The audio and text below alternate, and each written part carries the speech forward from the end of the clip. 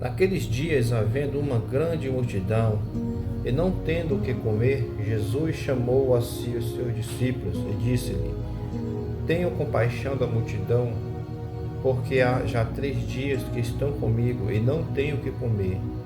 E se os deixar ir em jejum para as suas casas, desfalecerão no caminho, porque alguns deles vieram de longe.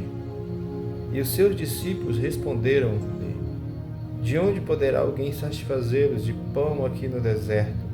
E perguntou-lhe: Quantos pães tendes? E disseram-lhe: 7. E ordenou à multidão que se assentasse no chão. E tomando os 7 pães e tendo dado graças, partiu-os.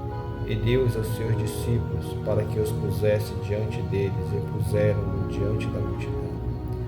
Tinham também alguns peixinhos, e tendo dado graças, ordenou que também o pusesse diante. E comeram, saciaram-se, e dos pedaços que sobejaram, levantaram 7 cestos. E os que comeram eram quase 4.000, e despediu. E estando logo no barco com os seus discípulos, foi para as partes de Damanalta. E saíram os fariseus e começaram a disputar com ele, pedindo-lhe para o tentarem um sinal do céu. E suspirando profundamente em seu espírito, disse: Por que pede esta geração sinal? Em verdade vos digo que a esta geração não se dará sinal algum. E deixando-os, tomou a entrar no barco e foi para o outro lado. E eles se esqueceram de levar pão, e no barco não tinham consigo senão um pão. E ordenou-lhe, dizendo: Olhai, guardai-vos do fermento dos fariseus e do fermento de Herodes.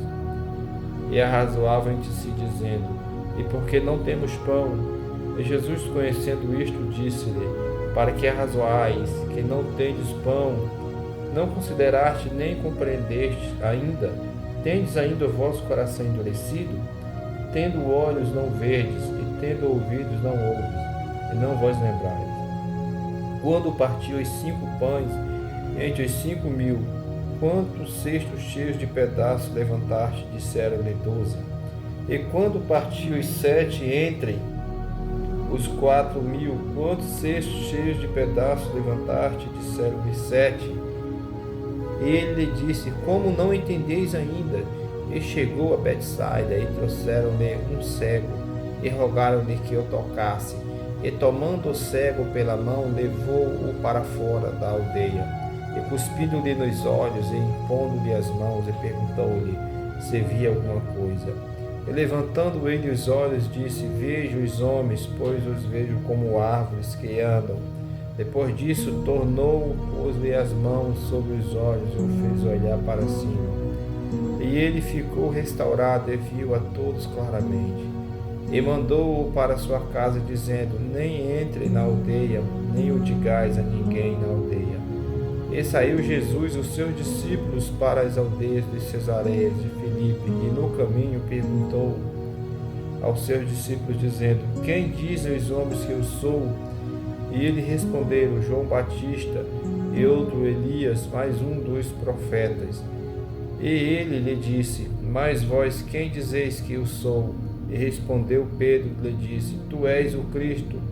E admoestou-os para que a ninguém dissesse aquilo ele, e começou a ensinar-lhe que importava que o Filho do Homem padecesse muito, e que fosse rejeitado pelos anciãos e principais dos sacerdotes e pelos escribas, e que fosse morto, mas que depois de 3 dias ressuscitaria.